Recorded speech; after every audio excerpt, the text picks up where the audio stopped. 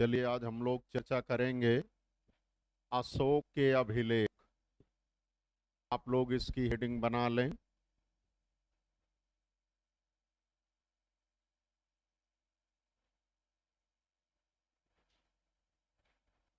ठीक है। सबसे पहले आप लोग अभिलेख समझ लीजिए कि अभिलेख क्या है। ठीक है।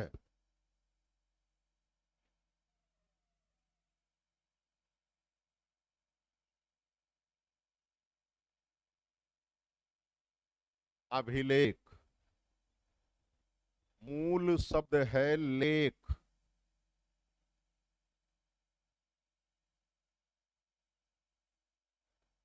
और इसमें अभि उपसर्ग लगा है।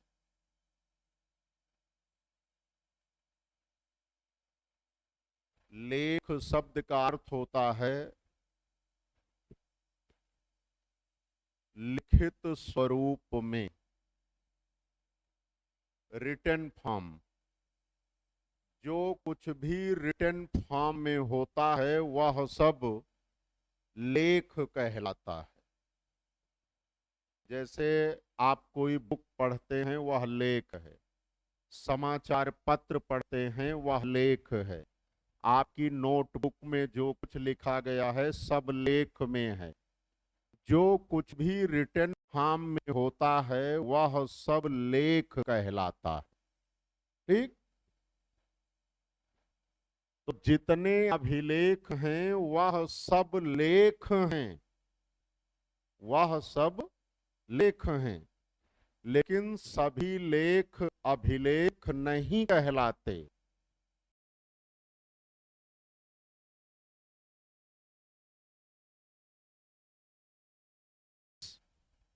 कुछ विशेष लेख ही अभिलेख होते हैं। और कौन सा लेख अभिलेख कहलाता है? तो भैया वह लेख जो किसी अथॉरिटी द्वारा जारी किया गया हो। जिस लेख में कोई अथॉरिटी इन्वॉल्व हो वह लेख अभिलेख बन जाता है। जैसे आपके कोचिंग संस्थान द्वारा हो सकता है आपको फीस रसीद दी जाती हो। हाँ? तो इस कोचिंग संस्थान के संदर्भ में वह फीस रसीद अभिलेख है, क्योंकि यहाँ की अथॉरिटी द्वारा वह लेख जारी किया गया है। और उसमें जो बातें लिखी गई हैं, जो बातें लिखी गई हैं वह मायने रखती हैं, वह मान्य है। अभी अगर मैं कोई रसीद काट के आपको दे दूं तो मायने नहीं रखेगी, क्योंकि इस कोचिंग के संदर्भ में मैं कोई अथॉरिटी नहीं हूं।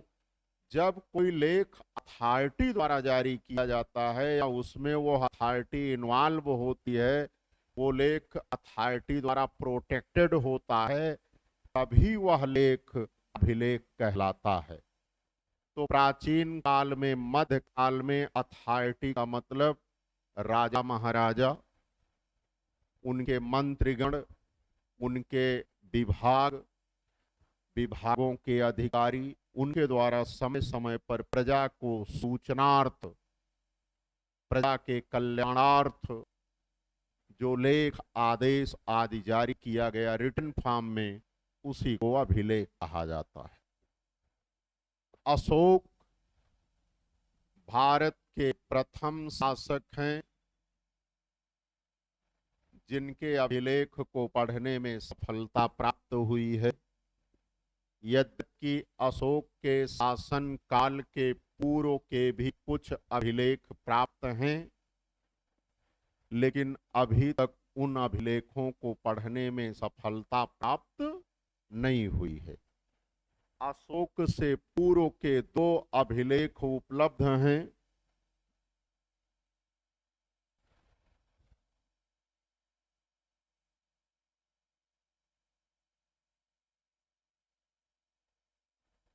एक का नाम है पिपरा कलश अभिलेख,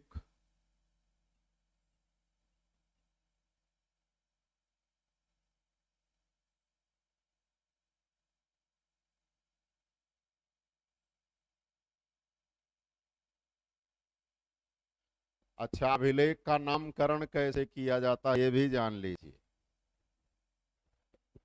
अभिलेख का जो पहला नाम रहता है, पहला शब्द, वो उस स्थान को इंगित करता है जिस स्थान पर वर्तमान समय में वह अभिलेख मौजूद है। हो सकता है कि उस अभिलेख को उस स्थान से हटाकर किसी दूसरे स्थान पर स्थापित किया गया हो, तो वर्तमान समय में जिस स्थान पर मौजूद है वो पहला शब्द होगा, जहां से वो पाया गया था वो दूसरा शब्द होगा। जैसे देखो, प्रयाग कौशाम्बी अभिलेख, प्रयाग कौशाम्बी अभिलेख, इसका मतलब कि यह अभिलेख वर्तमान समय में प्रयाग में है, लेकिन पहले कौशाम्बी में था। बातें समझ में आई? जैसे आप लोग पढ़ते होंगे दिल्ली मेरठ अभिलेख, पढ़ते हैं ना? इसका मतलब ये अभिलेख पहले मेरठ में था, वर्तमान समय में दिल्ली में मौजूद है। और इन दोनों के पहले शासक का नाम लिखा जाता है, जिस शासक को वह अभिलेख है। जैसे अशोक का, अशोक का प्रयाग कौशाम्बी अभिलेख, अशोक का दिल्ली मेरठ अभिलेख, समुद्रगुप्त का प्रयाग प्रशस्ति अभिलेख, है ना? तो सबसे पहले शासक का नाम, फिर वर्तमान समय में वो अभिलेख कहाँ है, पहले कहाँ था, और फिर उसमें क्या लिखा गया है। ठीक है? तो पिपरा कलश अभिलेख, पिपरा स्थान है, उसे आज हम पिपराहवा कहते हैं, पिपराहवा। ये स्थान बस्ती जिले में है, उत्तर प्रदेश के बस्ती जिले में। वहां से मिट्टी का एक कलश पाया गया है, उस पर अभिलेख लिखा गया है, लेकिन उस लिपि को अभी पढ़ने में सफलता प्राप्त नहीं हुई है। इसी तरह से एक है बडली यूब अभिलेख,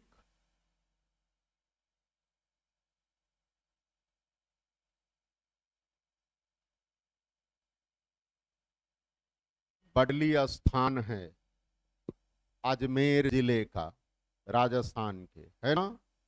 वहां से यूप, यूप जानते हो किसे कहते हैं? अश्वमेध का अश्व, अश्वमेध यज्ञ होता था ना, उसका अश्व जिस खूंटे में बांधा जाता था उसे यूप कहा जाता है। तो बडली नामक स्थान से एक यूप है, उस यूप पर अभिलेख खुदा हुआ है, लेकिन अभी भी उसे पढ़ा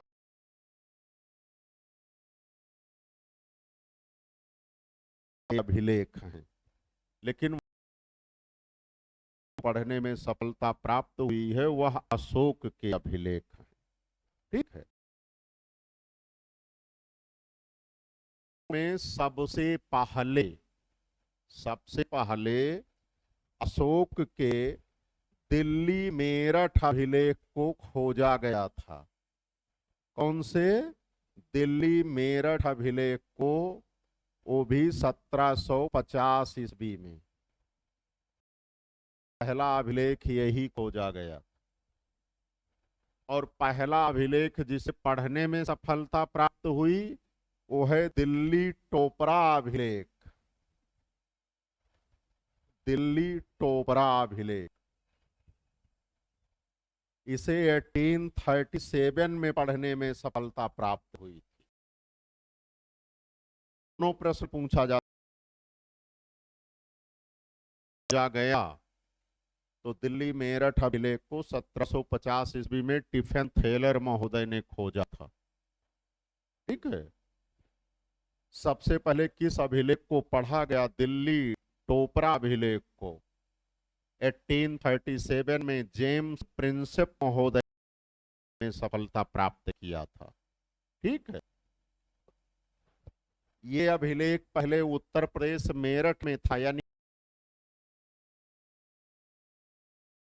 में स्थापित करवाया था, लेकिन दिल्ली सल्तनत के तुगलक वंश के शासक फिरोज शाह तुगलक ने उसे वहां से हटवाकर दिल्ली के फिरोज शाह कोटला नामक स्थान पर स्थापित करवाया, जहां आज मौजूद है ना। इसी तरह से अशोक का यह अभिलेख हरियाणा राज्य के टोपरा नामक स्थान पर मौजूद था। इसी फिरोज शाह तुगलक ने यहां से इसे हटवाकर दिल्ली के फिरोज शाह कोटला में स्थापित करवाया था। ठीक। अशोक के जितने अभिलेख हैं उन्हें 5 श्रेणियों में विभाजित किया जा सकता है। कितने श्रेणियों में? 5 श्रेणियों में विभाजित किया जा सकता है। सबसे पहले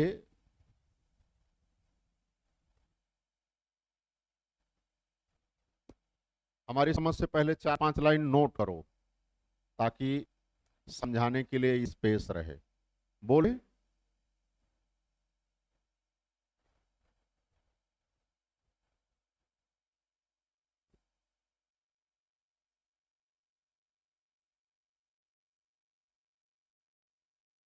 मौर्य वंशी शासक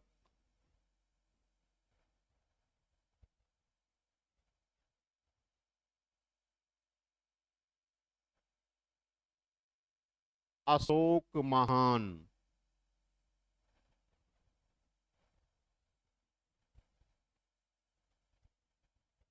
भारत के प्रथम शासक हैं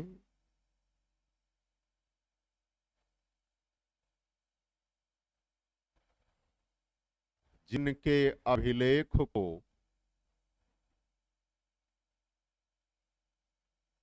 पढ़ने में सफलता प्राप्त हो चुकी है।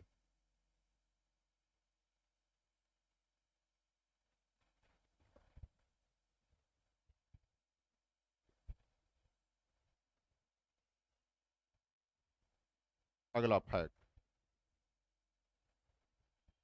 वर्तमान समय में अशोक के लगभग 40 अभिलेख प्राप्त हैं।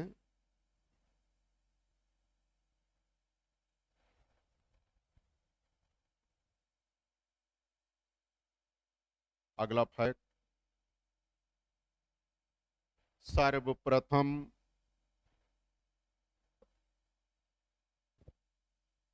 1750 ईस्वी में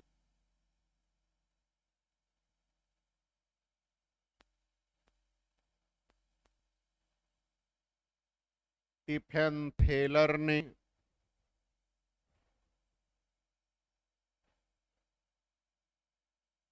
अशोक के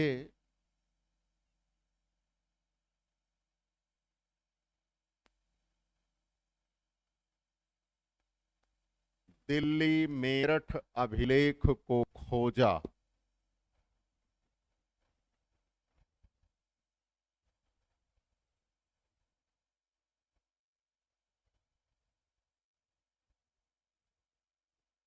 अगला फैक्ट। सर्वप्रथम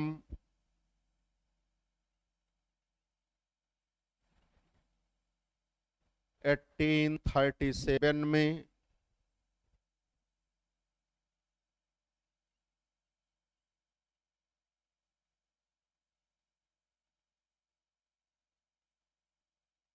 जेम्स प्रिंसेप ने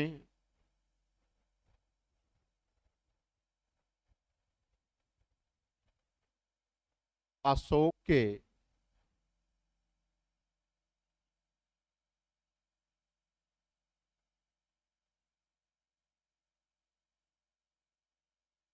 दिल्ली टोपरा अभिलेख को पढ़ा।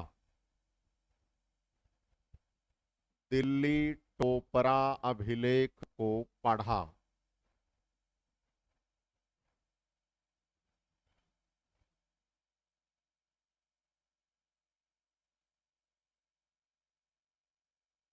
अगला फैक्ट। अशोक के अभिलेखों को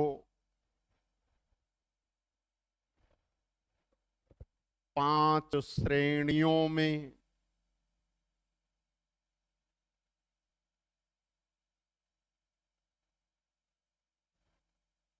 विभाजित किया जा सकता है।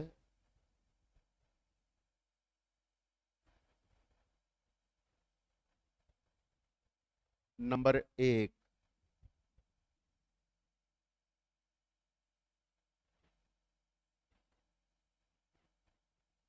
दीर्घ शिलालेख।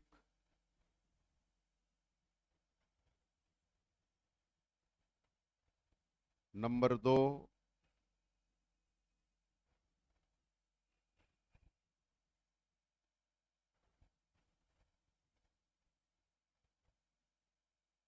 लघु शिलालेख।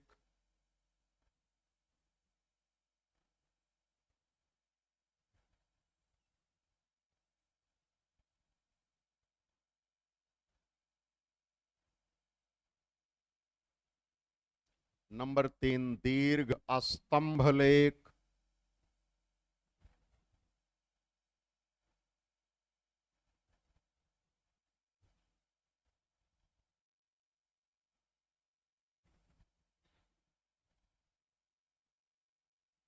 नंबर 4, लघु स्तंभ लेख।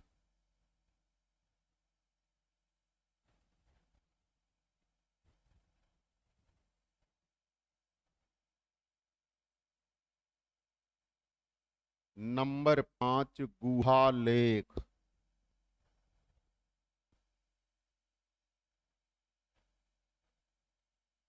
नोट कर लिए?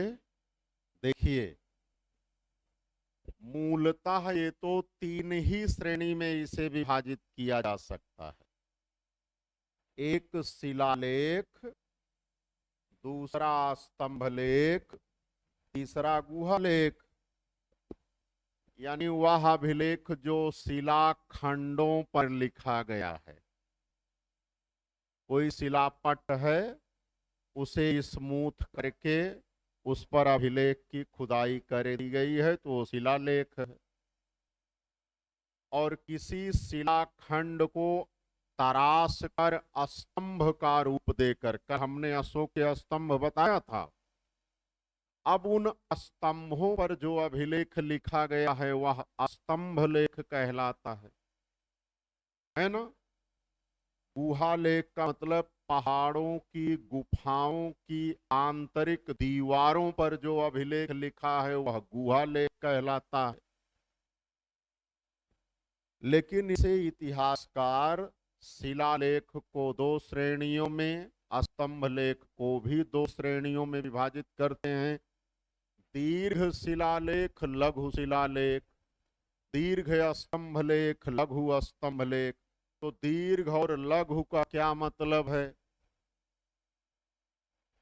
कि जो छोटा छोटा पैराग्राफ है वो लघु शिलालेख है, जो बड़ा पैराग्राफ है वो दीर्घ शिलालेख है। नो, ऐसा कुछ नहीं है। क्यों? वो शिलापट बड़ा है, वो शिलापट छोटा है। वो स्तंभ बड़ा है, वो स्तंभ छोटा है, ऐसा भी नहीं है ना। महत्ता की दृष्टि से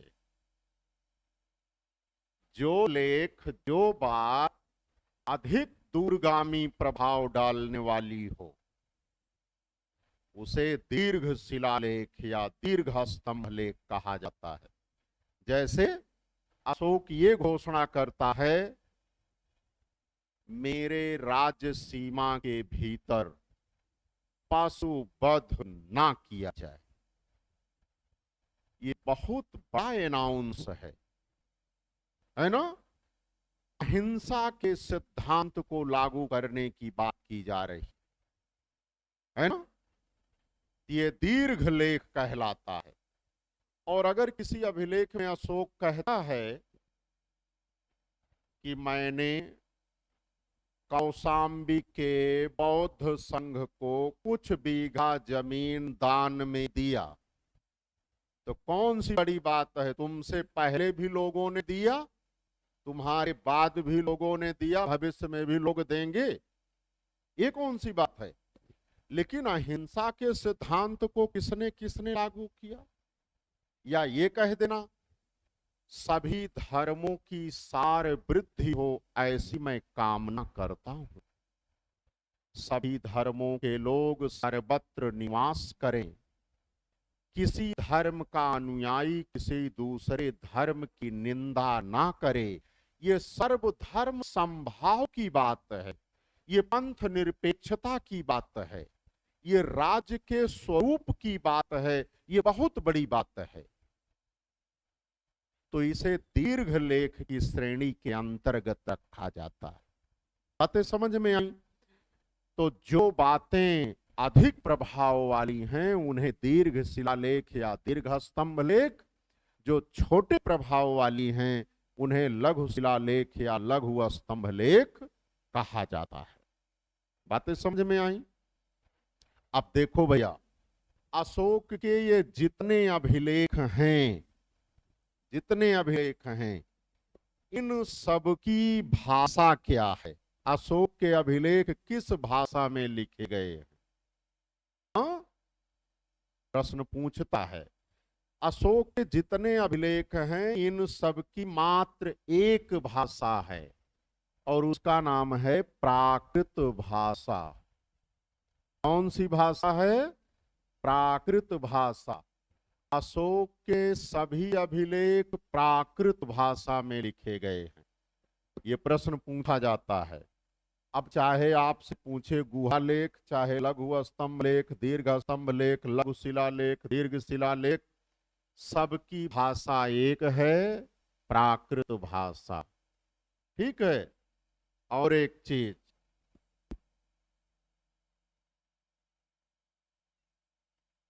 इधर देखिए, दीर्घ शिलालेख के अतिरिक्त अशोक के सभी अभिलेख मात्र एक लिपि में लिखे गए हैं। जानते हैं कौन सी? ब्राह्मी लिपि में लिखे गए हैं।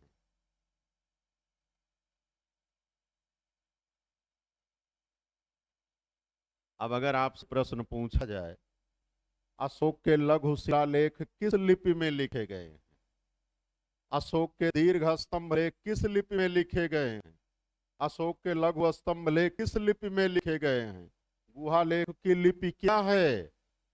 ब्राह्मी। लेकिन ये जो दीर्घ शिलालेख है ना, ये 4 लिपियों में लिखे गए हैं, 4 लिपियों में। ब्राह्मी, खरोष्ठी, अरामाइक और यूनानी, ये 4 लिपियों में लिखे गए हैं। तो आपसे प्रश्न पूछा जाता है अशोक के दीर्घ शिलालेख किन लिपियों में या किस लिपि में लिखे गए हैं? तो 4 लिपियों में लिखे गए हैं। ठीक है। अशोक का एक अभिलेख अफगानिस्तान से, वैसे तो बहुत अभिलेख अफगानिस्तान से मिले हैं, उसका नाम है सरेकुना अभिलेख। सरेकुना अभिलेख। सरेकुना स्थान है, अफगानिस्तान के कंधार में है। यह अभिलेख द्विलिपीय है, द्विलिपीय है। वही बात तो सबसे पहले अरामाइक लिपि में लिखी गई है और जस्ट उसके नीचे वही बात यूनानी लिपि में रिपीट की गई है। तो आपसे प्रश्न पूछा जाता है कि अशोक का कौन सा अभिलेख द्विलिपीय है? तो उसका उत्तर है सरेकुना अभिलेख। है ना? पहले इतनी बातें लिखिए, तब आगे फिर और कुछ बताएं।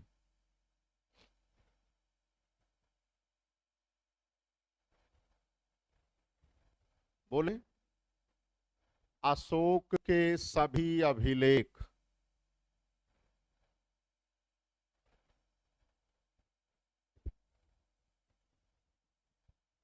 प्राकृत भाषा में लिखे गए।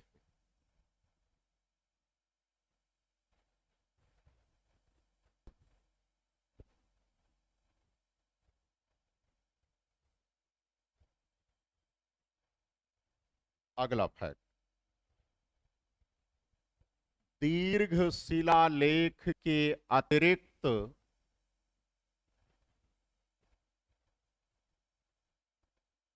दीर्घ शिलालेख के अतिरिक्त अन्य सभी अभिलेख ब्राह्मी लिपि में लिखे गए हैं।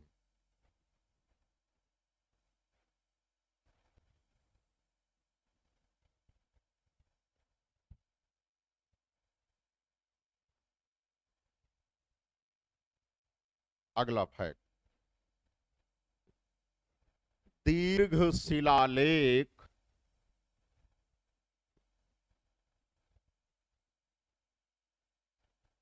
चार लिपियों में लिखे गए हैं।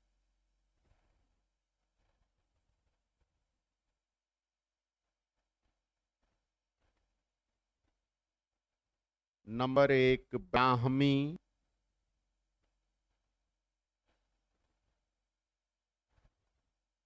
नंबर 2 खरोष्ठी,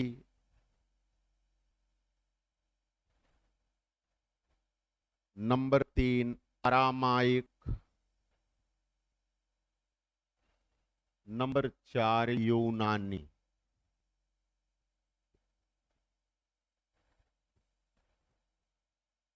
अगला फैक्ट, अशोक का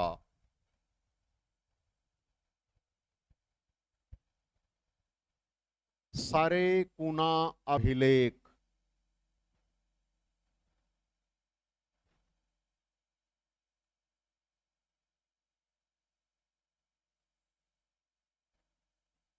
ब्रैकेट में लिखिए Kandahar Kabul, sorry sorry sorry Kandahar Afghanistan, Kandahar Afghanistan, है ना। अशोक का सरेकुनाभिलेख द्विलिपीय है,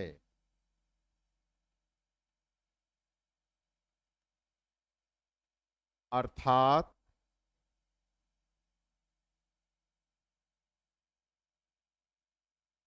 अरामाइक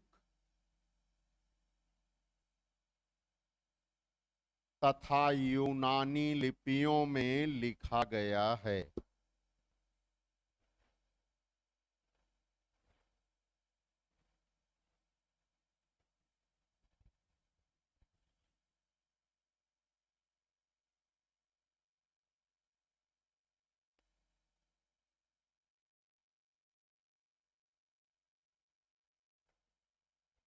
ठीक है, इतनी बात क्लियर हो गई। अब देखो भैया, अशोक के जो दीर्घ शिलालेख हैं, दीर्घ शिलालेख हैं, इनकी कुल संख्या 14 है। इसका मतलब कि अशोक ने जो बड़ी बातें कही हैं अधिक प्रभाव वाली, वो मात्र 14 बातें हैं। ठीक है, और अशोक के जो दीर्घ शिलालेख हैं यह 8 स्थानों से पाए गए हैं। कितने स्थानों से? 8 स्थानों से पाए गए।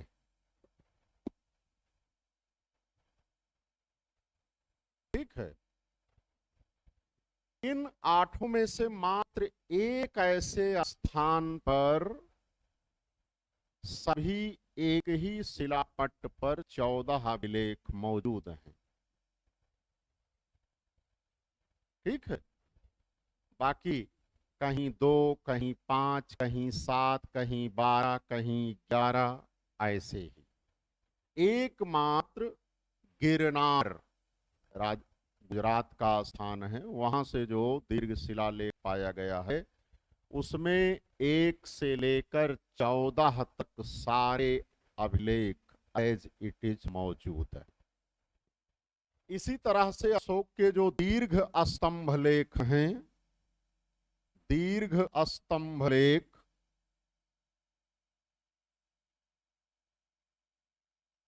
इनकी कुल संख्या 7 है, यानी 7 पैराग्राफ, 7 महत्वपूर्ण बातें, और वह 6 स्थानों से पाए गए। और उसमें से दिल्ली टोपरा स्तंभ अभिलेख पूर्णतः सुरक्षित है, उस पर 7 पैराग्राफ एज इट इज मौजूद है ना। बाकी जो लघु शिलालेख हैं, लघु स्तंभ लेख हैं, गुहा लेख हैं, वो कोई बहुत मायने अपने लिए नहीं रखते जीएस की दृष्टि से। तो आप हेडिंग डालें दीर्घ शिलालेख,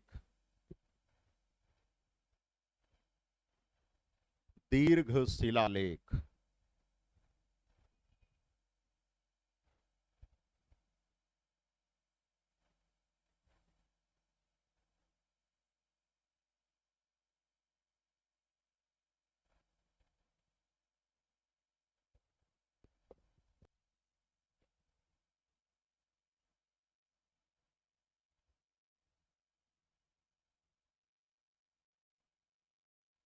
लिखिए इसके आगे, दीर्घ शिलालेखों की कुल संख्या 14 है तथा 8 स्थानों से पाए गए हैं।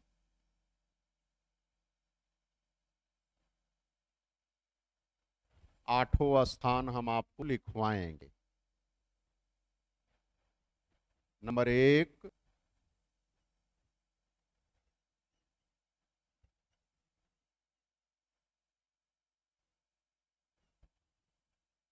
शाहबाजगढ़ी, ये पाकिस्तान के पेशावर जिले में है। पाकिस्तान के पेशावर जिले में है।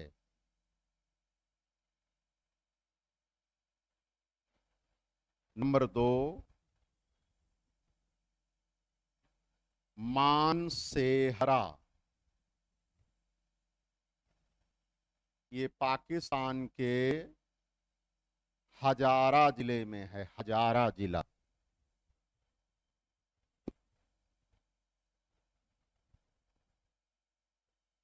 नंबर 3, कालसी, ये उत्तराखंड के देहरादून में है।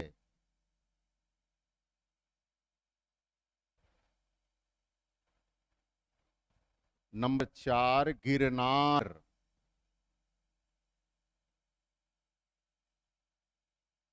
ये गुजरात में है।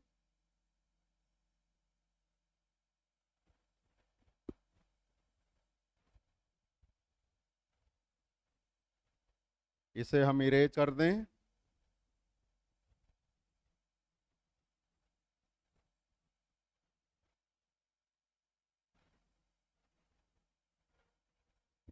नंबर 5, धौली, नंबर 6, जौगढ़, ये दोनों उड़ीसा में है।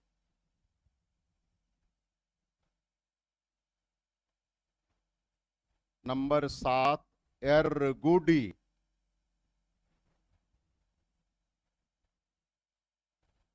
ये आंध्र प्रदेश में है।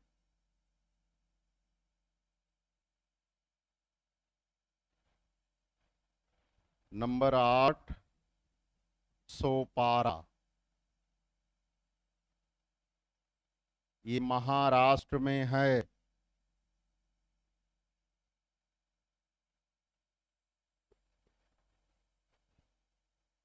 महाराष्ट्र में, ठीक है। ये 8 स्थानों से अशोक के दीर्घ शिलालेख पाए गए हैं। अब इसमें कुछ लिखिए।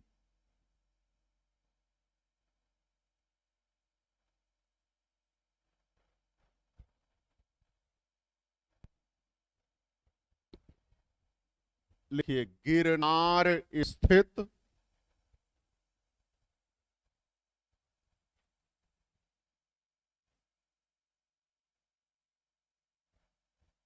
गिरनार स्थित शिलालेख पर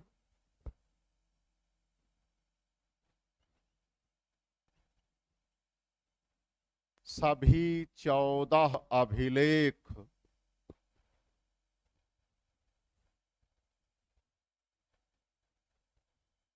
पूर्णतः सुरक्षित हैं।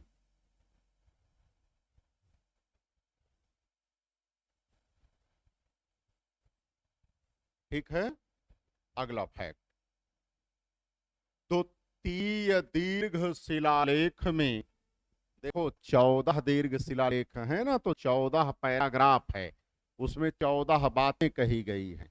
तो द्वितीय दीर्घ शिलालेख मतलब नंबर 2 वाले पर, द्वितीय दीर्घ शिलालेख में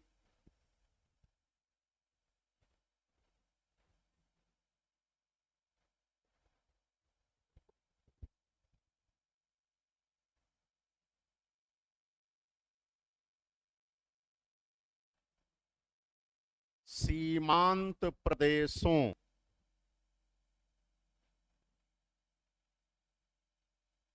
जैसे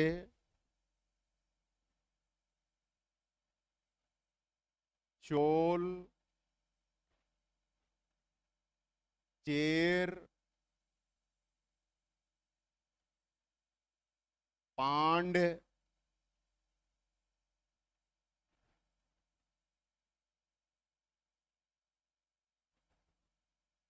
सातीपुत्र,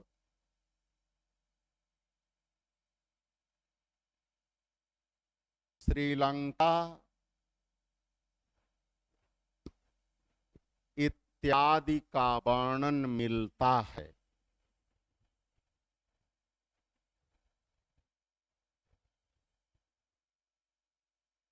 ठीक है, इस अभिलेख में अशोक अपनी भौगोलिक सीमा का वर्णन करता है। वो बताता है कि ये सब मेरे साम्राज्य की सीमा पर स्थित प्रदेश हैं, यानी ये हमारे राज्य की सीमा के बाहर के प्रदेश हैं। चोल, चेर, पांड्य, सातीपुत्र, श्रीलंका, इन पर हमारा साम्राज्य नहीं है, ये सब स्वतंत्र राज्य हैं। और यहाँ के लिए हमने क्या किया, इन सब का वर्णन उसमें किया गया। आपसे प्रश्न पूछता है कि निम्नलिखित में से अशोक के किस अभिलेख में सीमांत प्रदेशों का वर्णन किया गया है? तो द्वितीय दीर्घ शिलालेख में, है ना। अगला फैक्ट, अशोक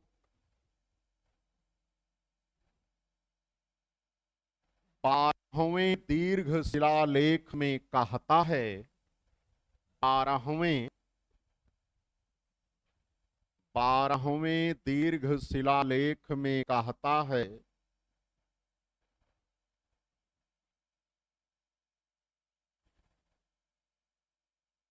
सभी धर्मों की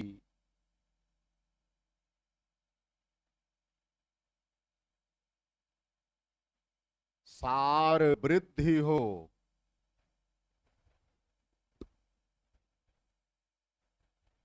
आपसे प्रश्न पूछा जाता है, अशोक अपने किस अभिलेख में सर्वधर्म समभाव की बात करता है?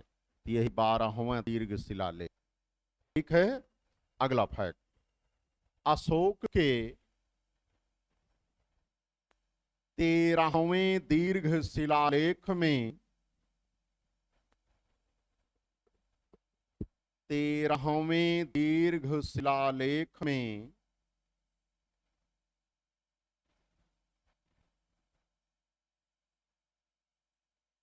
कलिंग युद्ध का वर्णन तथा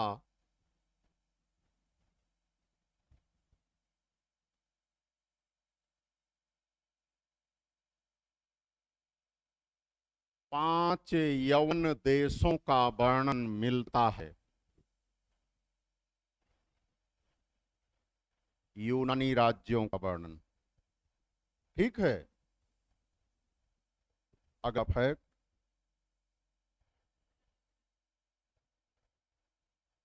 अशोक अपने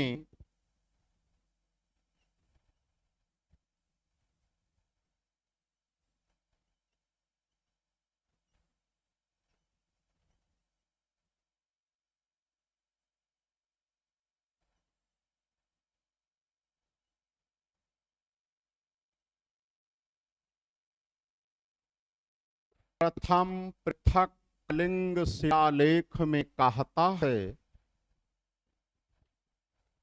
प्रथम पृथक कलिंग शिलालेख में कहता है,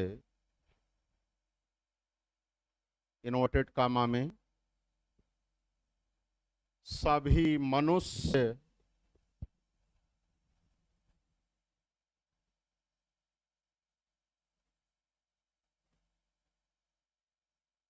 मेरी संतान हैं।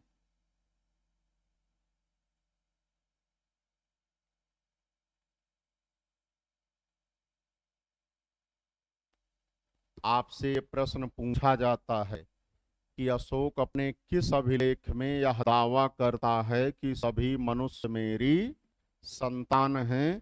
तो प्रथम पृथक कलिंग शिलालेख में। बातें समझ में आई? अब हेडिंग आप डालिए, दीर्घ स्तंभ लेख।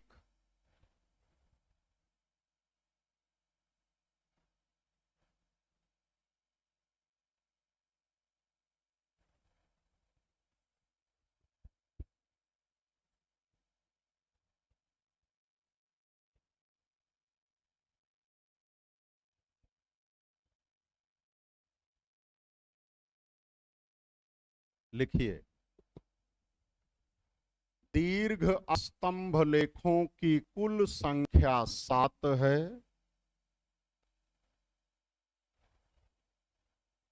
तथा 6 स्थानों से पाए गए हैं।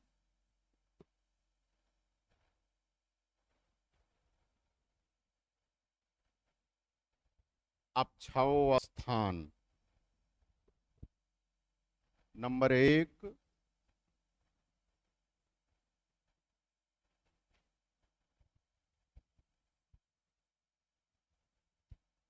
दिल्ली मेरठ स्तंभ।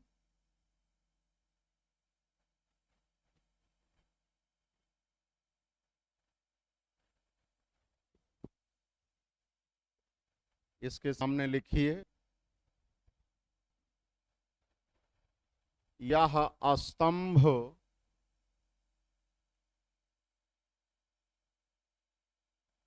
अशोक द्वारा उत्तर प्रदेश के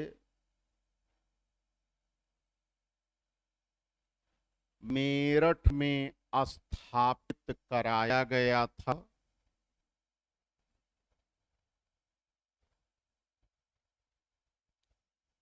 बाद में फिरोज शाह तुगलक ने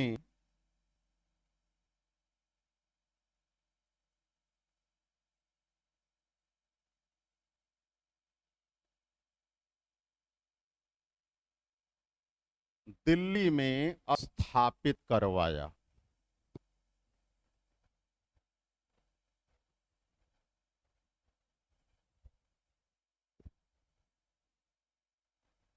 नंबर 2,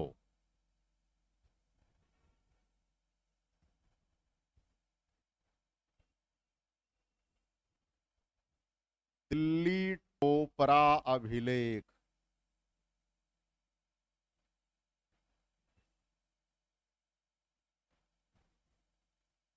स्तंभ लिखिए, अभिलेख नहीं। दिल्ली टोपरा स्तंभ।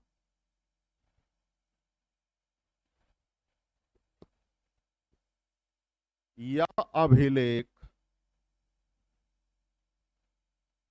अशोक ने हरियाणा के टोपरा में स्थापित करवाया था।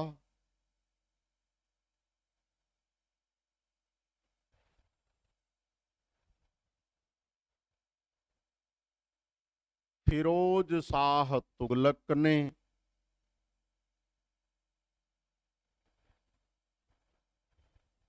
दिल्ली में स्थापित करवा दिया।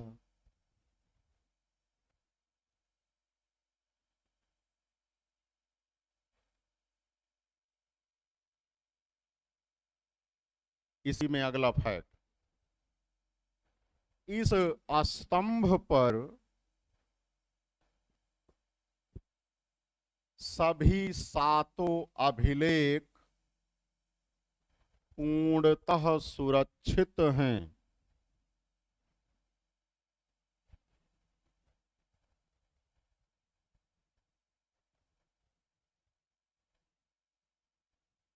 नंबर 3,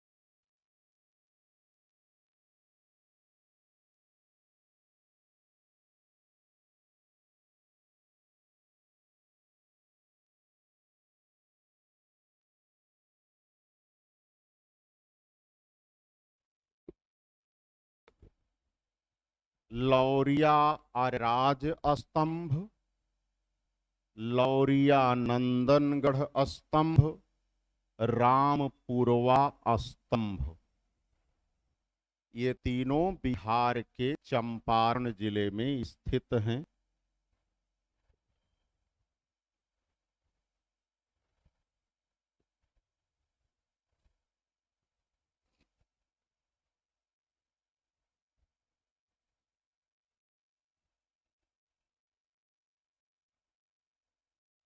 ठीक है। नंबर 6, इसे इरेज कर दें।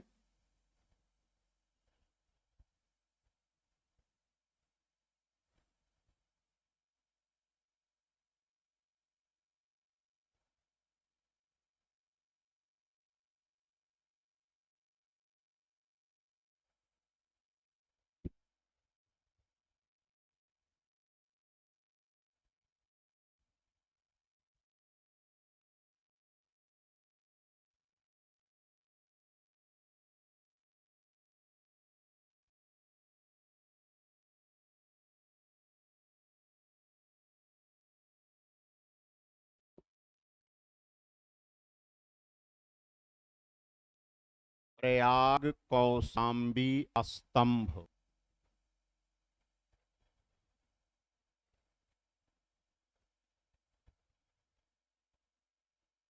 इसके बारे में लिखिए। यह स्तंभ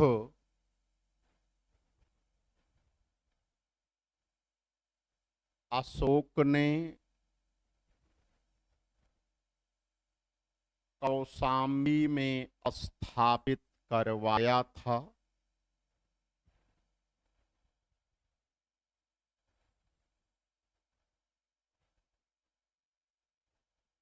मुगल बादशाह अकबर ने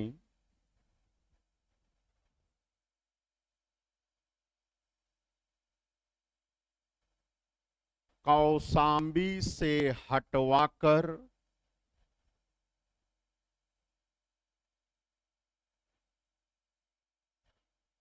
इलाहाबाद के किले में स्थापित करवाया।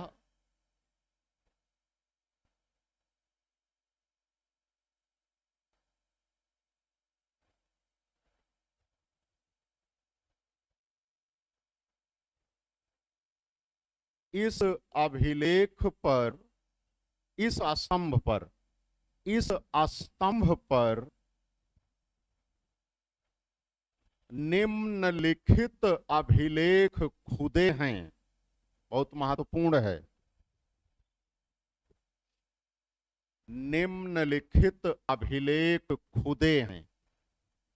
ऐसे खोद के लिखा जाता था ना, पत्थर पर कैसे लिखोगे? पेंटिंग नहीं है, खुदा है। नंबर 1, अशोक का दीर्घ स्तंभ लेख।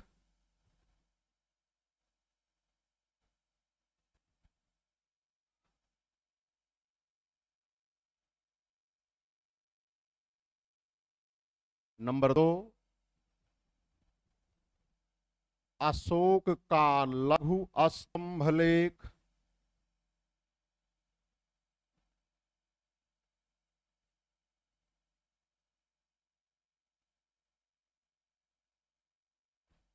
नंबर 3, अशोक की रानी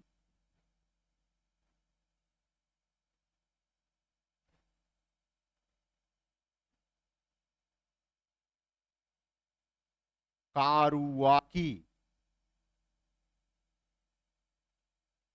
का लेख। अशोक की रानी कारुवाकी का लेख। नंबर 4,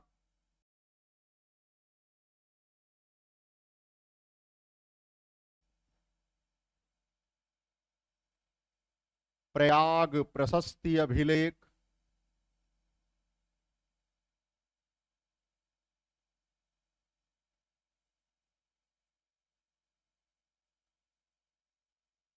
और नंबर 5, मुगल बादशाह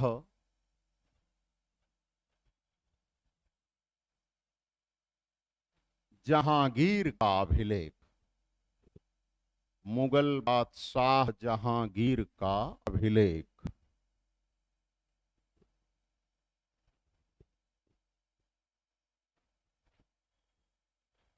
ठीक है, इस पर इतने अभिलेख खुदे हैं और ये स्तंभ बनवाया था अशोक ने। बातें समझ में आई? अगला फैक्ट।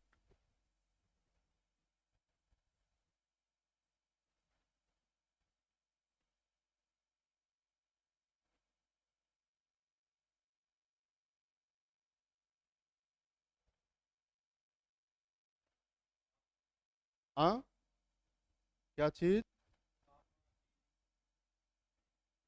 अरे 6 स्थानों से, तो 6 स्थान लिखे ना। हाँ, अगला फैक्ट लिखिए। नेपाल की तराई में स्थित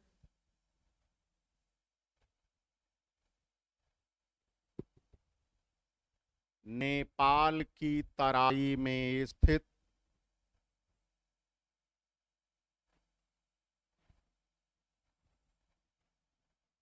निगलीवा या रुमिनदेई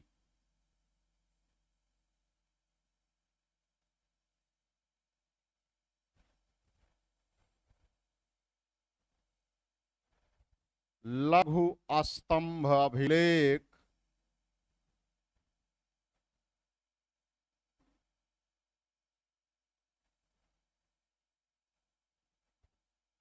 अशोक का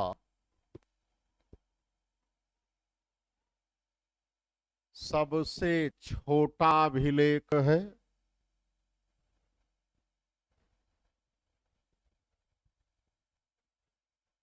तथा इसे तथा इसे अशोक का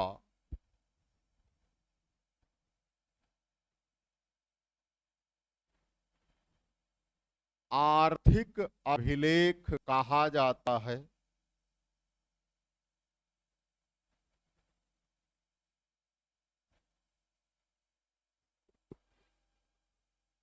क्योंकि इस अभिलेख में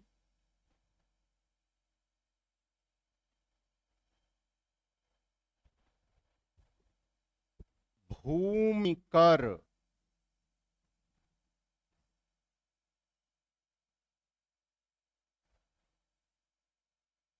को घटाए जाने का वर्णन किया गया है।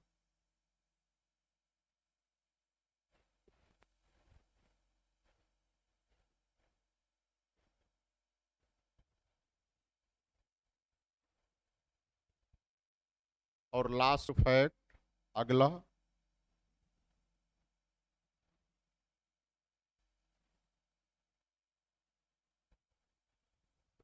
अशोक अपने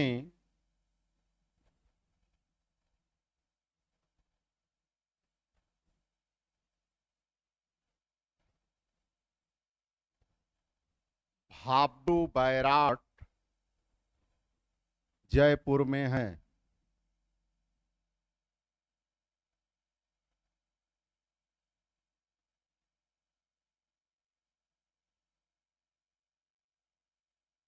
लघु स्तंभ लेख में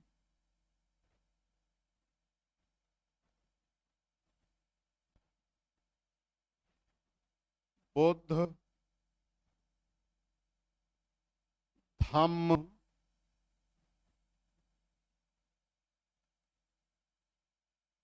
तथा संघ के प्रति अपनी निष्ठा व्यक्त करता है,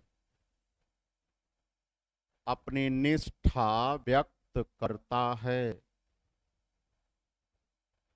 ठीक है, चलिए थैंक यू। आज की क्लास में इतना ही, ये टॉपिक आपका समाप्त हो गया है। अब कल हम लोग मौर्योत्तर काल पर चर्चा करेंगे। ठीक है, यदि कोई बात ना समझ में आई होगी तो कल क्लियर करिएगा।